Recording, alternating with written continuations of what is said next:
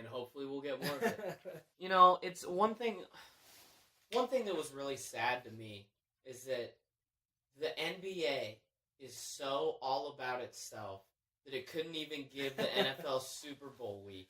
There had to be an all-star being traded and other trade rumors and talks surrounding multiple teams this week. Porzingis going to the Mavs. Big deal. Really big deal. The guy who I thought you said Wingus Dingus last week. Yeah, but, you know, this is Mark Cuban going for the future. He wants a new Dirk. He's got himself 20-year-old Dirk now all over again. So he's got 40 years of European three-point shooting, blonde, 7-foot white guy. That's what he's got. 40 years of that. He's a success right there. No, the real success of this trade could be New York, because what they're doing is they're clearing cap space, and they cleared their all-star because they're going to try to get Anthony Davis and Kyrie this offseason. That's my prediction. You think they're going for that? Yeah, as a Celtics fan, I'm actually very frightened of either Kyrie leaving for the Lakers or the Knicks right now. I think he goes to the Knicks if another star is there. And I think Anthony Davis, you know, Brandon and I said, look at that Knicks team in fourth spot for the AD odds, and I bet their odds are better now. I bet their odds are a lot better now because Anthony Davis's, earlier today, Anthony Davis's list of teams that he would sign long terms with was leaked. And you know who's on it? The Knicks. Those Knicks. In the third slot. Those Knicks. The weird one is the Bucks. And I think that's a testament to Giannis Antetokounmpo and how good he is as a player that Anthony Davis would be willing to sign long-term in Milwaukee. Yeah. I don't think he's from the area. Well, the others are obvious. You got Lakers and Clippers. Yeah. So between those four teams, Milwaukee's the odd one out. New York is New York, and then you have the LA teams. See, that's the thing that gets me is I think you added a whole different dimension to this because at first it doesn't look like it's a smart move. You can see how the Porzingis trade is a piece to the puzzle but to the bigger star. Right. It's what the NBA is, man. It's such a drama. It's a year-round sport. It's amazing. If the Knicks are truly trying to put those blocks out there and make that space and make those moves and mastermind this whole thing, I would be very impressed. That's not a James Dolan thing to do. Right. Because the Knicks never do the right thing. He's one of the worst owners in sports. Even someone who, like, I've gotten better over the years, but I've never really paid attention that much to basketball, and now I've started to pay a lot more attention to it because I've been doing this, and I've done other sports podcasts where we talk about basketball. Yeah. And even with my little bit of knowledge before all that, I knew how dumb their owner was and how bad the Knicks Phil were. Jackson, was probably not the best idea, but besides that, there's been so many gaps. Like, they hired Isaiah Thomas, the OG Isaiah Thomas, which was a horrible decision as well. But the Knicks, they could fail upward. They're putting themselves in place to fail upward. If they follow that blueprint, that's genius. That's incredible. The other thing, I don't know if it's going to happen. Right. I don't know if they're going to get Kyrie. Because it comes down to Kyrie's not going without another guy. So it comes down to can they pull off the Porzingis deal? Can they pull off Anthony Davis? Yeah, because right now without Porzingis, they've kind of shown their hand, and so they don't have the young player star potential that the Lakers can offer in terms of losing Anthony Davis. What do you get in return? Yeah, I don't know. Like I said, I think what you did is lay out a great plan, but I don't think the Knicks will follow it. I laid out the plan that Knicks Twitter's freaking out about. That's what it is. It's what they want, Yeah. The same thing Laker fans were planning on Paul George. Knicks, are you listening? Listen to us. We're giving you the Dolan, sell the team. Sell it. Sell the team. We'll take it. Sell the team. Just go do. He has a band. No, he's in a band, and sometimes he plays gigs like in bars around New York City with a band. Just this billionaire, just doing his this is my dream, what I always wanted to do. And he has like concerts, like in bars. He plays the same nights that there's Knicks home games. Are you kidding me, man? Sell the team. Make a quick 2.5B. Sell the team. But the Lakers offer. I'm sorry. I got an image of you walking into his office. Paul Rudy just walking up to him. James, sell a team. Get 2B, 2.5B, Maybe 3 Bs. if you're lucky 3Bs, and just move on, man. Yeah. Go on a tour with your band. Just go. Just take those Bs. Go on a national tour. Because he would have to pay to play in places in other cities. Because they're not that good. They're like average.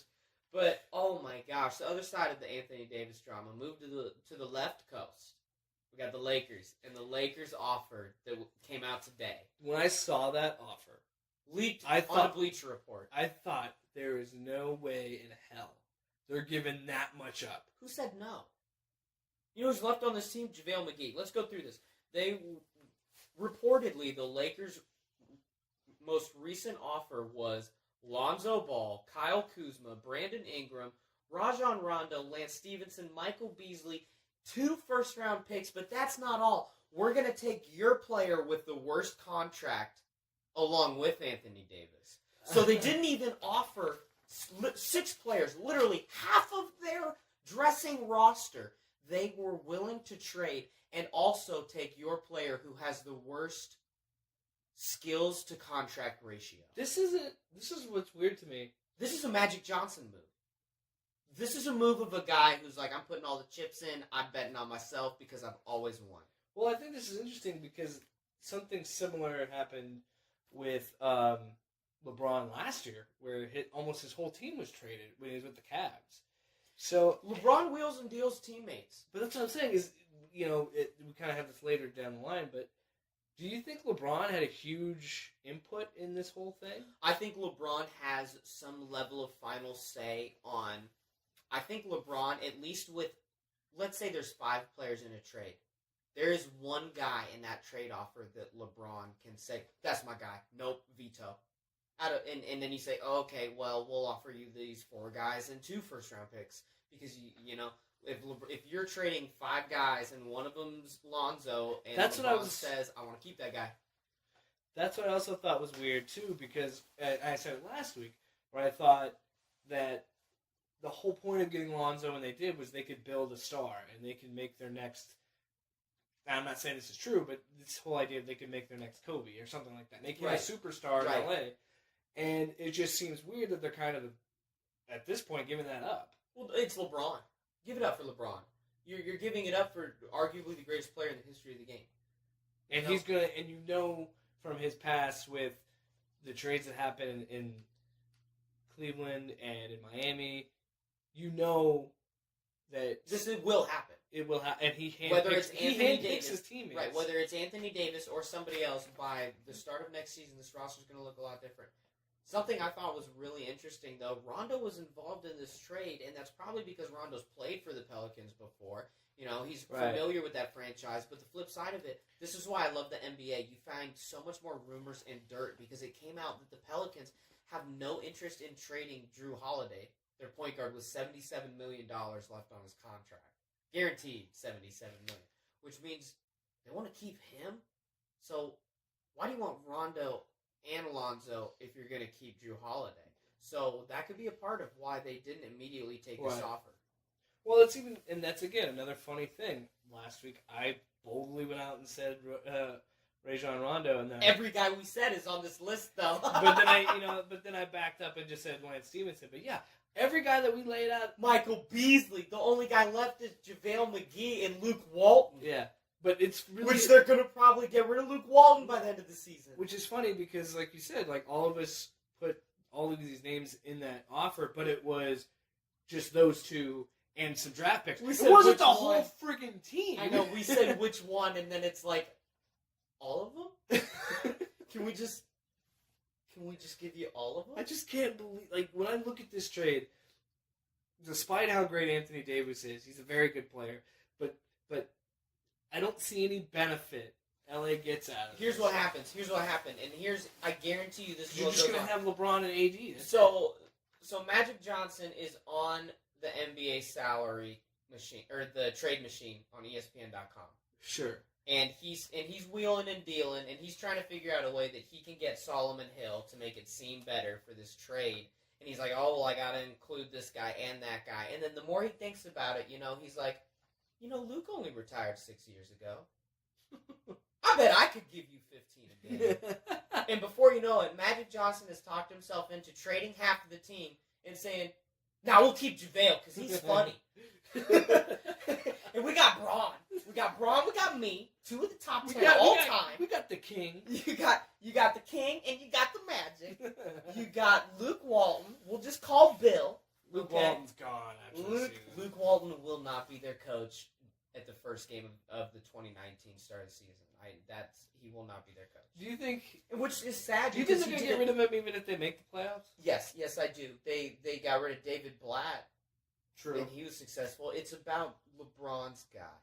It really is about LeBron's guy. With the Jason Kidd's in talks to take the LA job. Well, if Luke Walton gets fired. That seems like somebody LeBron would maybe mesh with a little more. Former player.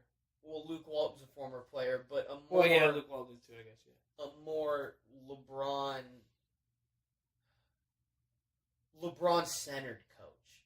A more player-oriented, maybe? I'm more LeBron-oriented. Just LeBron-oriented. Yeah, more LeBron-oriented. Like, he put Ty Lue in charge in Cleveland because he's like, I can run the huddles because they're not going to listen to Ty Lue. But did you notice that? He didn't want Eric Spoelstra. He said, I don't want Eric Spoelstra. And Pat Riley said, that sucks. You're here for 4 years, and I'm not firing him. Yeah. Pat Riley called his bluff. Pat Riley's the only guy in the NBA that has ever called LeBron's bluff on a player or coach, to my knowledge. Maybe he tried to get Delonte West off the team after he was sleeping with his mom. But that's a whole another deep dive.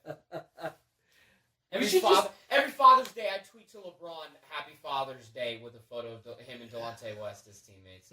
And he probably never sees it, and he probably gets 100 of those. Yeah. But it just brightens my day. Dude, I want to just do a show that's a spinoff called NBA After Dark. Because there's so many, NBA Twitter just gives you so much. There's so many, dirty dealing and that's what I love about underhandedness. The NBA is the Twitter of sports. Drama. The NFL is Facebook, Yeah. The NBA is Twitter, where you air it out, you subtweet. You got,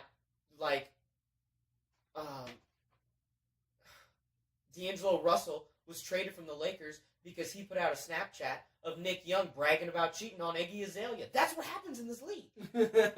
It's amazing.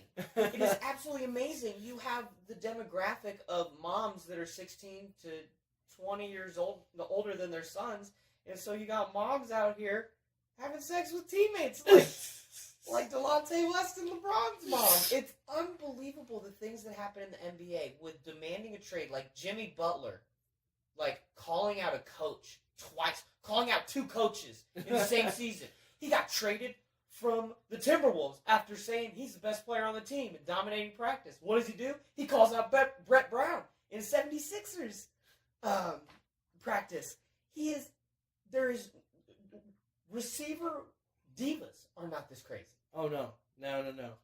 Well, and that's the thing, too, when that was the story of the offseason, is he's the best player, but Minnesota's doing just fine right now. So, I mean, it's to the extreme. It's like anything you thought of T.O. or Des Bryant or anything, and then you crank that up to 11. That's the kind of people you're dealing with. We have already forgotten about crazy storylines from earlier this NBA season, meltdown in the Wizards locker room that almost comes to a blow, or Dwight Howard getting outed as being a bottom in sexual encounters. I'll never forget that when you told me that story, because it was just just seems so unreal, and we've already forgotten about it. Right, and that was right when we were in talks, the preliminary stuff to start doing Loud Sports, and you told me that story, and I was like, yeah, that's what? Because I was saying I feel so bad for Dwight for just that's being outed to someone that likes gay prostitutes. Yeah, and likes taking it. There's nothing wrong with being gay. No, absolutely not. I'm not trying to downgrade anybody's orientation at all. More power to you if you're happy. I love it, but I'm saying it's an unbelievable storyline, and I feel bad for the guy for how he was outed. But that's because he's a male athlete, and it's a testosterone. Yeah, exactly. World. Because the NBA has not really been able to really embrace an openly gay athlete. They just really the locker rooms are a little more phobic in the NBA. than the Sports. NFL, I think. Yeah, I just think sports in general are just weird about. But the last thing on the Sexuality. Anthony Davis trade, if LeBron trades away half his team, how high does he jump on the hate dart? I think LeBron's fine where he is. You think he's fine where he is because did Tom Brady jump? Did Bill Belichick jump? Because we have the big four. We have the teams. Okay? Can I add to the most hated list? The LA Rams for screwing this up? No. You know, it's not a you sucked. It's a you're the worst. It's a why? I think it's Does Tom Brady jump ahead of Duke basketball or Golden State right now? yes. Yeah. Tom Brady goes into number 3. We'll be evaluating the hate dart this week. I think Tom Brady goes in the 3rd spot. We might wait That's until the trade deadline. Yeah. First to see how LeBron does for the hate dart. I would say, when is the trade deadline again? Trade deadline, I think, is 1 week from today. Okay. I think it's the 9th. No, that's less than a week. I think it's the 9th, and I might be wrong, but I know it's before All-Star Weekend. 9th would be a Saturday. Okay. I know it's usually a week before All-Star Weekend. Okay. So, I think that's it.